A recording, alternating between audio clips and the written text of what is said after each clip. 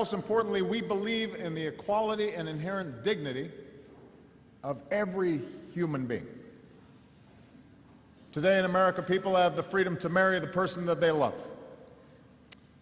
We believe in justice, that no child in the world should ever die from a mosquito bite, that no one should suffer from the ache of an empty stomach, that together we can save our planet and the world's most vulnerable people from the worst effects of climate change. These are things that we share. It's born of common experience. And this is what I want to talk to you about today, the future that we are building together, not separately, but together. And that starts right here in Europe. And I want to begin with an observation that, given the challenges that we face in the world and the headlines we see every day, may seem improbable, but it's true. We are fortunate to be living in the most peaceful, most prosperous, most progressive era in human history. That may surprise young people who are watching TV or looking at your phones, and it seems like only bad news comes through every day. But consider that it's been decades since the last war between major powers. More people live in democracies. We're wealthier and healthier and better educated, with a global economy that has lifted up more than 1 billion people from extreme poverty and created new middle classes from the Americas to Africa to Asia. Think about the health of the average person in the world. Tens of millions of lives that we now save from disease and infant mortality, and people now living longer lives. Around the world, we're more tolerant, with more opportunity for women and gays and lesbians as we push back on bigotry and prejudice.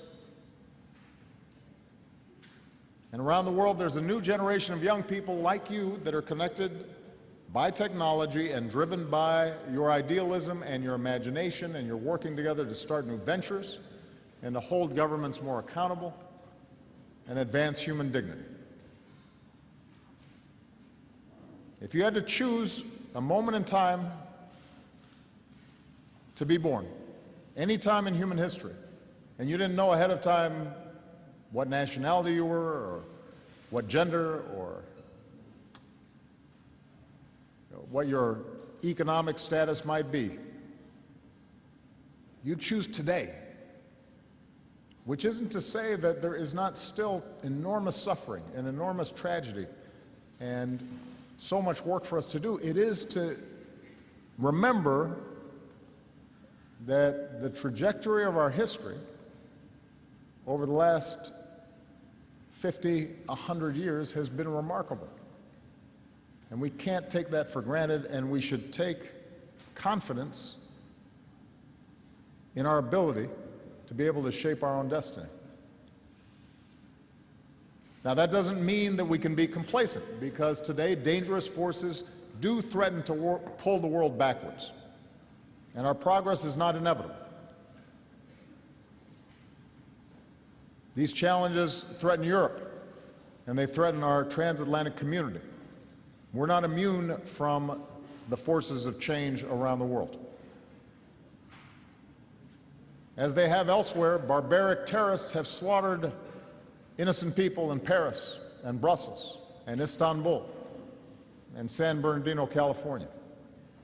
And we see these tragedies in places central to our daily lives: an airport or cafe, a workplace or a theater. And it unsettles us.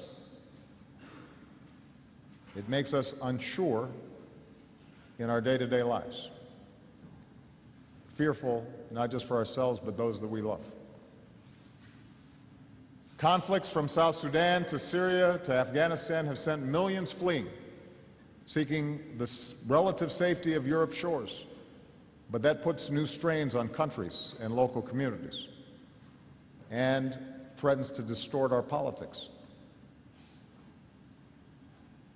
Russian aggression has flagrantly violated the sovereignty and territory of an independent European nation, Ukraine, and that unnerves our allies in Eastern Europe, threatening our vision of a Europe that is whole, free, and at peace.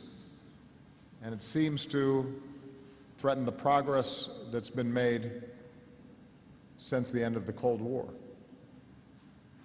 Slow economic growth in Europe, especially in the South, has left millions unemployed, including a generation of young people without jobs and who may look to the future with diminishing hopes. And all these persistent challenges have led some to question whether European integration can long endure, whether you might be better off separating off, redrawing some of the barriers and the walls between nations that existed in the 20th century.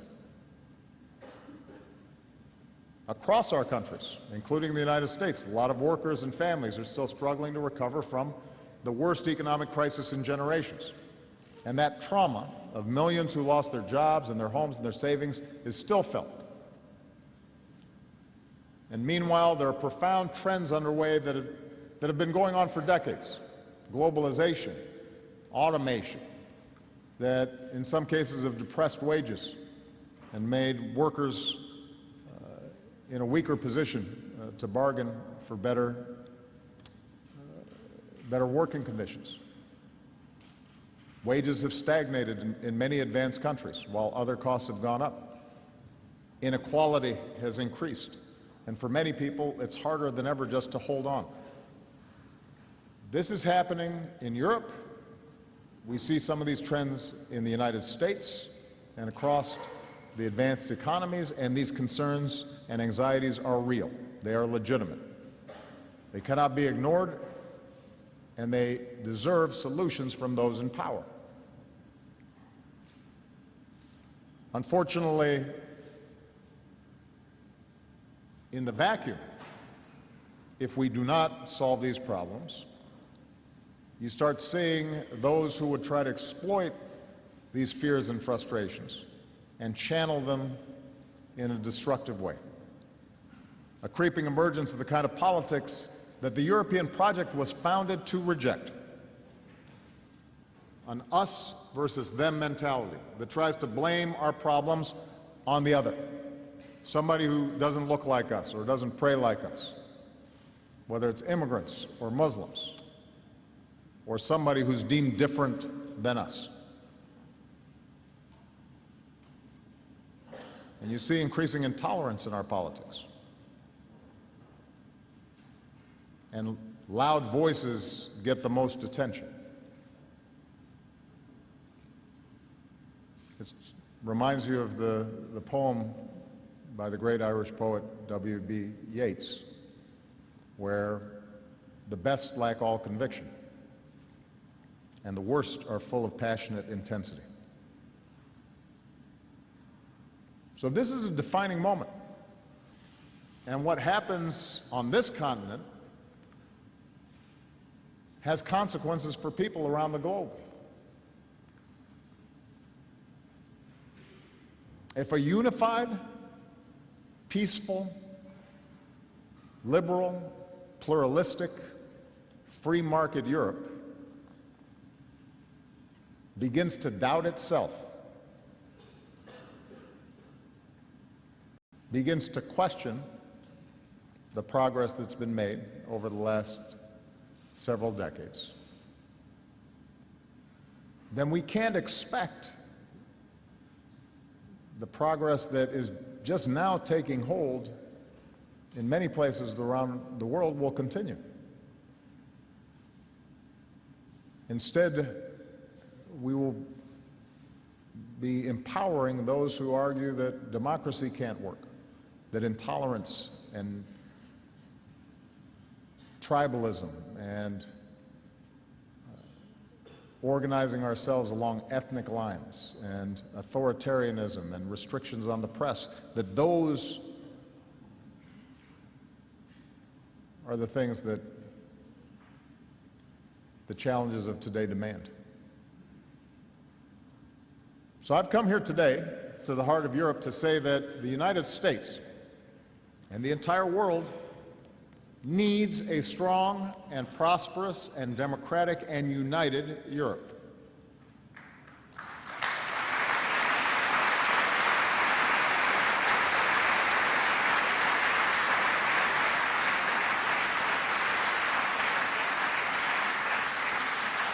And perhaps you need an outsider, somebody who's not European, to remind you of the magnitude of what you have achieved.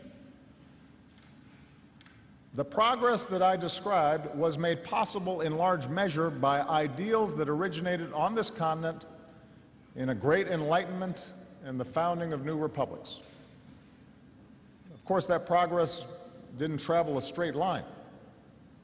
In the last century, twice in just 30 years, the forces of empire and intolerance and extreme nationalism consumed this continent.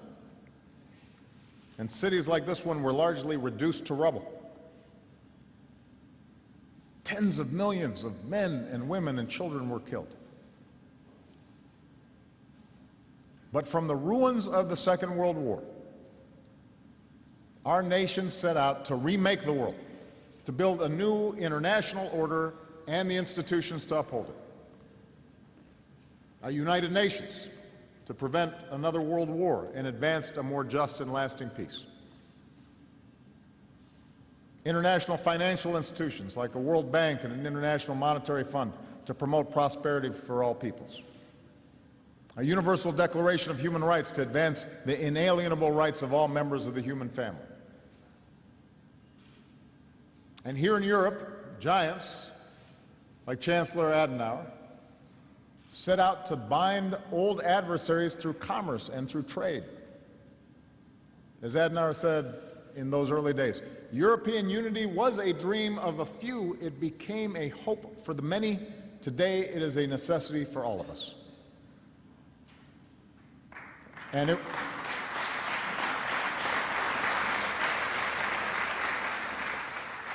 it wasn't easy. Old animosities had to be overcome. National pride had to be joined with a commitment to a common good. Complex questions of sovereignty and burden sharing had to be answered. And at every step, the impulse to pull back, for each country to go its own way, had to be resisted. More than once, skeptics predicted the demise of this great project. But the vision of European unity soldiered on. And having defended Europe's freedom in war, America stood with you every step of this journey. A Marshall Plan to rebuild, an airlift to save Berlin, a NATO alliance to defend our way of life. America's commitment to Europe was captured by a young American president, John F. Kennedy, when he stood in a free West Berlin and declared that freedom is indivisible. And when one man is enslaved, all are not free.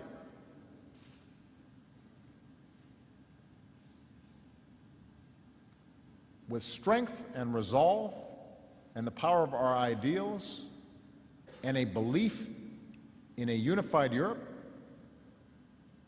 we didn't simply end the Cold War, freedom won.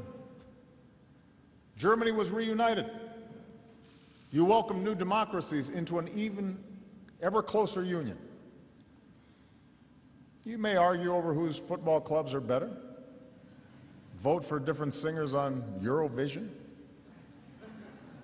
but your accomplishment, more than 500 million people speaking 24 languages in 28 countries, 19 with a common currency, in one European Union, remains one of the greatest political and economic achievements of modern times.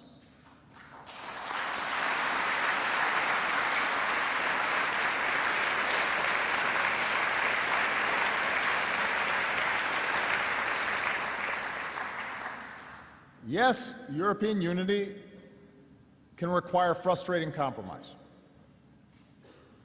It adds layers of government that can slow decision-making. I understand. I've been in meetings with the European Commission.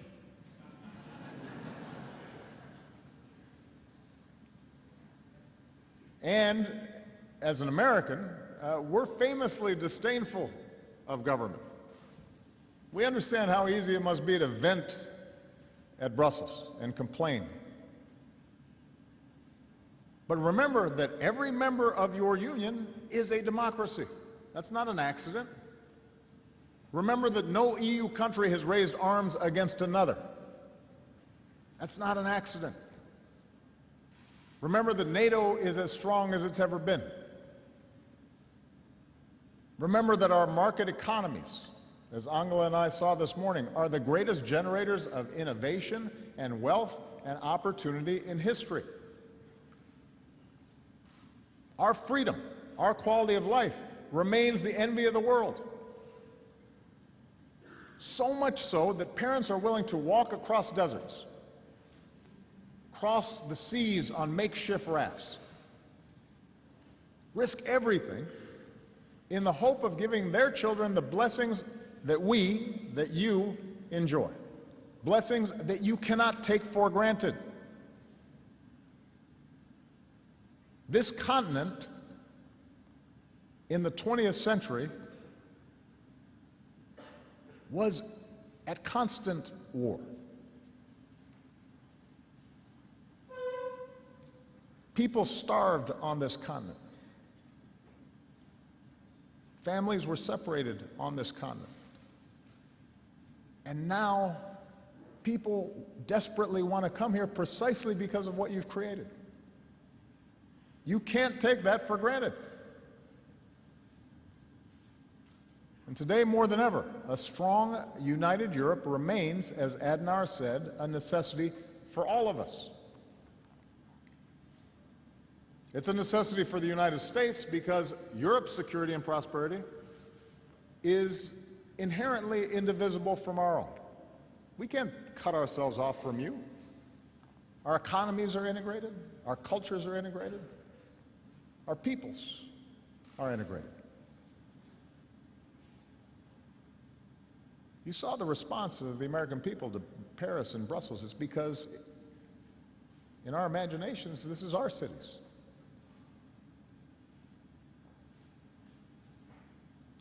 A strong, united Europe is a necessity for the world because an integrated Europe remains vital to our international order.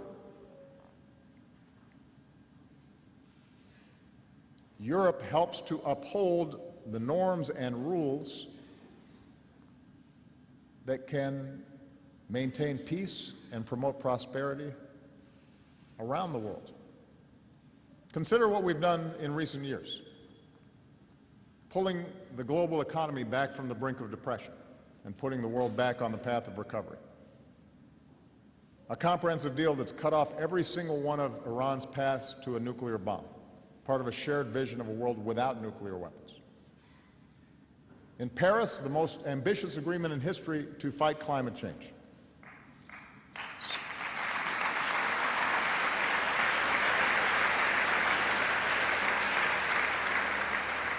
Stopping Ebola in West Africa, saving countless lives. Rallying the world around new sustainable development, including our goal to end extreme poverty.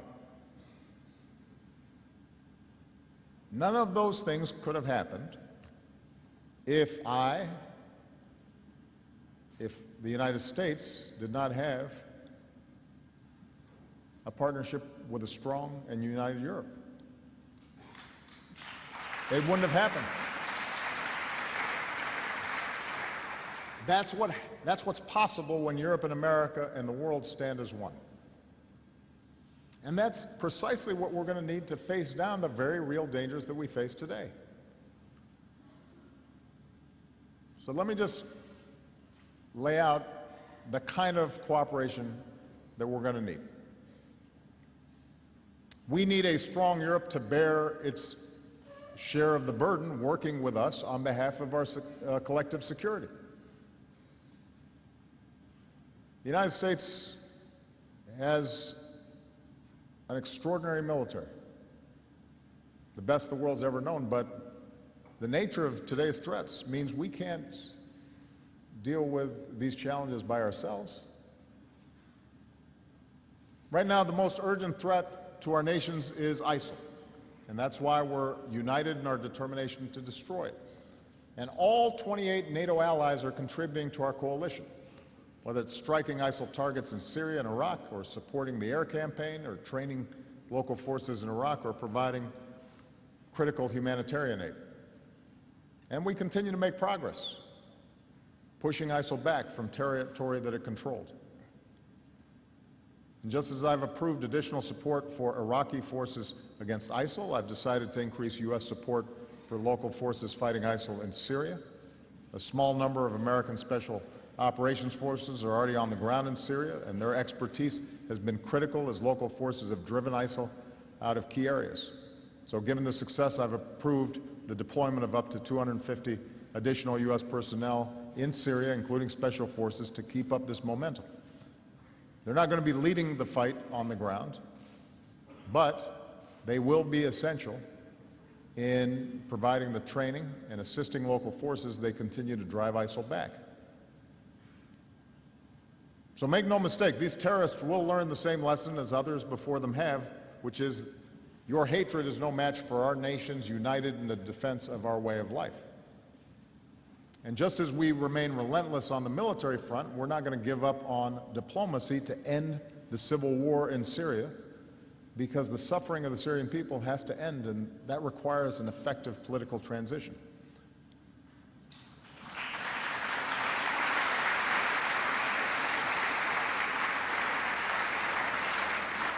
But this remains a difficult fight, and none of us can solve this problem by ourselves.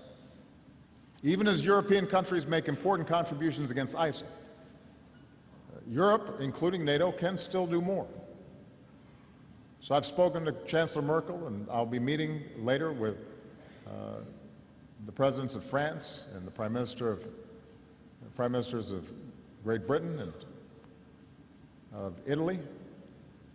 In Syria and Iraq, we need more nations contributing to the air campaign. We need more nations contributing trainers to help build up local forces in Iraq. We need more nations to contribute economic assistance to Iraq so it can stabilize liberated areas and break the cycle of violent extremism so that ISIL cannot come back. These terrorists are doing everything in their power to strike our cities and kill our citizens, so we need to do everything in our power to stop them. And that includes closing gaps so terrorists can't pull off attacks like those in Paris and Brussels. Which brings me to one other point. Europeans, like Americans, cherish your privacy. And many are skeptical about governments collecting and sharing information for good reason. That skepticism is healthy. Germans remember their history of government surveillance. So do Americans, by the way, particularly those who were fighting on behalf of civil rights. So it's part of our democracies to want to make sure our governments are accountable. But I want to say this to young people who value their privacy and spend a lot of time on their phones. The threat of terrorism is real. In the United States, I've worked to reform our surveillance programs to ensure that they are consistent with the rule of law and upholding our values like privacy. And by the way, we include the privacy of people outside of the United States. We care about Europeans' privacy, not just Americans' privacy. But I also, in working on these issues, have come to recognize security and privacy don't have to be a contradiction. We can protect both, and we have to. If we truly value our liberty, then we have to take the steps that are necessary to share information and intelligence within Europe, as well as between the United States and Europe, to stop terrorists from traveling and crossing borders and killing innocent people. And as today's diffuse threats evolve, our alliance has to evolve. So we're going to have a NATO summit this summer in Warsaw. And I will insist that all of us need to meet our responsibilities, united, together. That means standing with the people of Afghanistan as they build their security forces and push back against violent extremism. It means more ships in the Aegean to shut down criminal networks who are profiting by smuggling desperate families and children. And that said, NATO's central mission is and always will be our solemn duty, our Article 5 commitment to our common defense. And that's why we'll continue to bolster the defense of our frontline allies in Poland and Romania and the Baltic states. So we have to both make sure that NATO carries out its traditional mission, but also to meet the threats of NATO's southern flank. We have to defend the security of every ally. That's why we need to stay nimble and make sure our forces are interoperable and invest in new capabilities like cyber defense and missile defense. And that's why every NATO member should be contributing its full share, 2% of GDP, towards our common security, something that doesn't always happen. And I'll be honest, sometimes Europe has been complacent about its own defense. And just as we stand firm in our own defense, we have to uphold our most basic principles of our international order, and that's a principle that nations like Ukraine have the right to choose their own destiny. Remember that it was Ukrainians on the Maidan, many of them your age, reaching out for a future with Europe that prompted Russia to send in its military.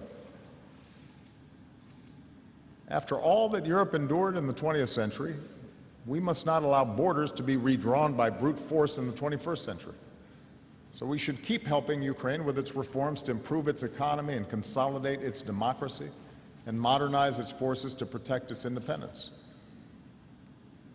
And I want good relations with Russia and have invested a lot in good relations with Russia, but we need to keep sanctions on Russia in place until Russia fully implements the Minsk agreements that Chancellor Merkel and President Hollande and others have worked so hard to maintain and provide a path for a political resolution of this issue.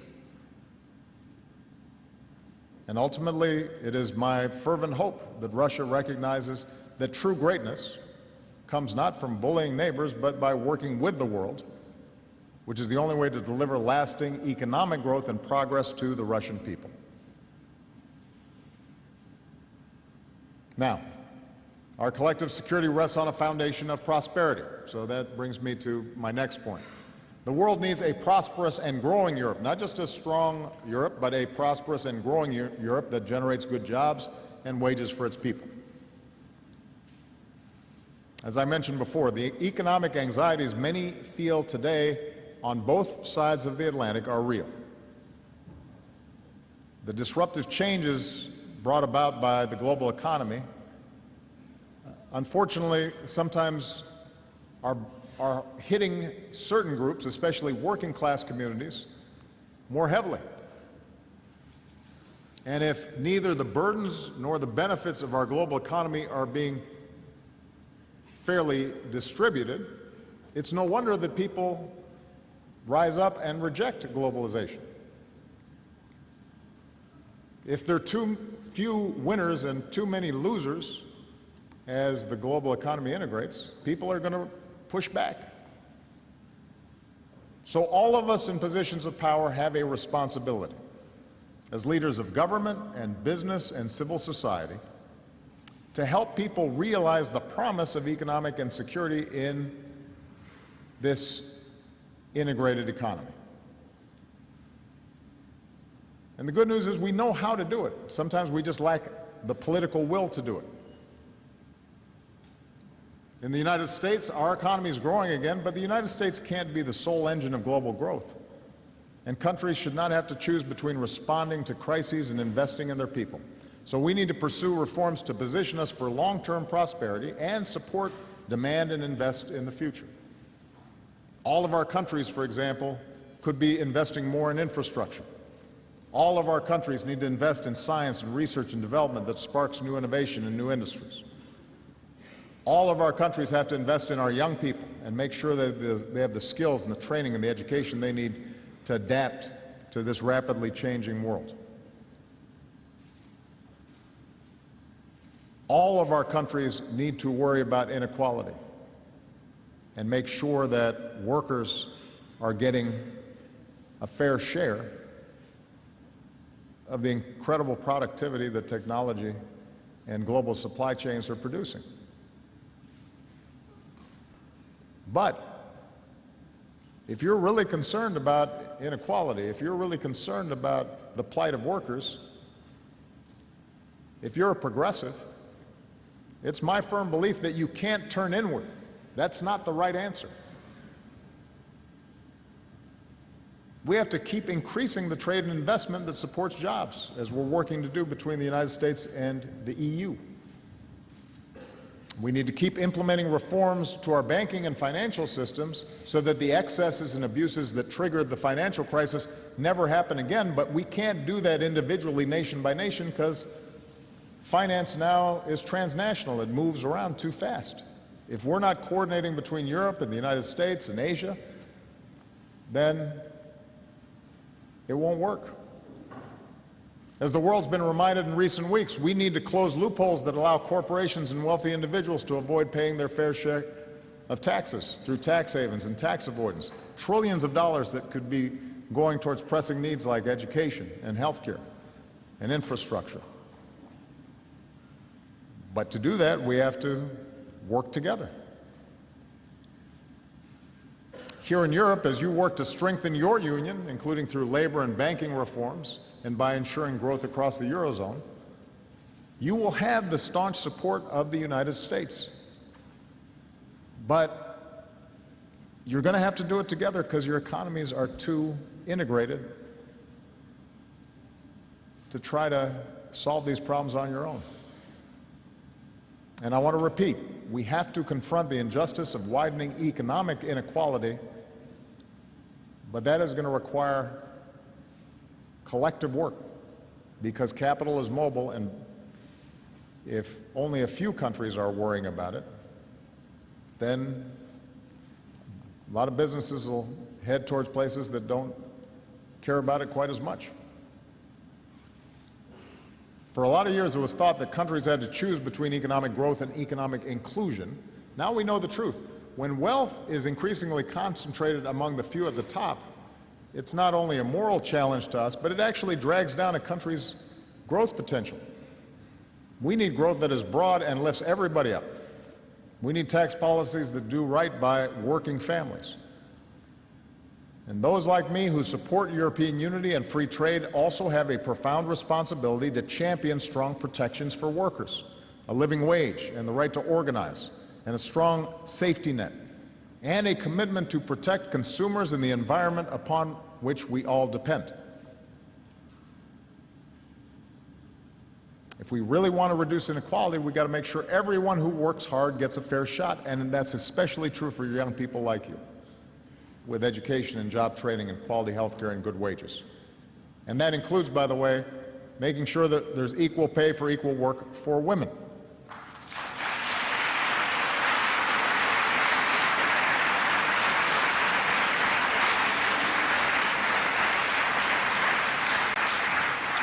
The point is, we have to reform many of our economies, but the answer to reform is not to start cutting ourselves off from each other. Rather, it's to work together. And this brings me back to where I began. The world depends upon a democratic Europe that upholds the principles of pluralism and diversity and freedom that are our common creed. As free peoples, we cannot allow the forces that I've described, fears about security or economic anxieties, to undermine our commitment to the universal values that are the source of our strength. Democracy, I understand, can be messy. It can be slow. It can be frustrating. I know that. I have to deal with a Congress.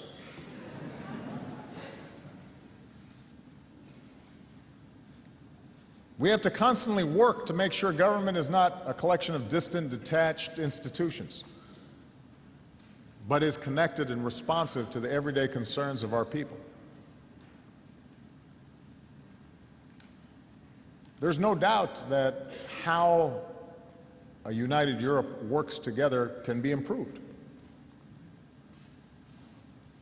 But look around the world at authoritarian governments and theocracies that rule by fear and oppression.